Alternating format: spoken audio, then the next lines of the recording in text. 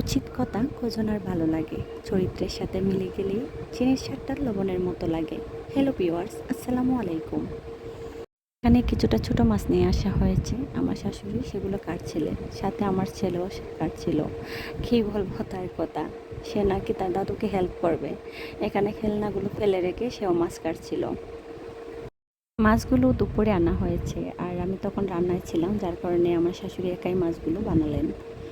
আর এদিকে আমার ছেলে বলছে যে দেখো আম্মু, আমি মাছ বানিয়েছি। তার কি পাগলামি, সে আজকে আমার কাজটা একটু বাড়িয়ে দিয়েছে। তাকে ভালো করে গোসল করাতে হবে, সারা শরীরে মাছ দিয়ে ভরিয়ে দিয়েছে।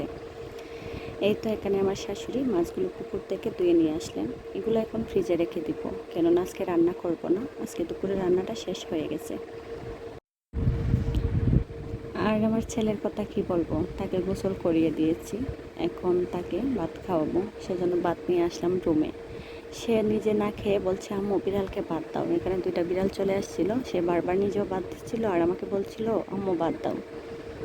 এই তো এখন ছেলেকে খাওয়াবো, তারপর নিজেও খাবো। সবাই ভালো থাকবেন, সুস্থ থাকবেন এবং আমার ছেলের জন্য দোয়া করবেন। আল্লাহ হাফেজ।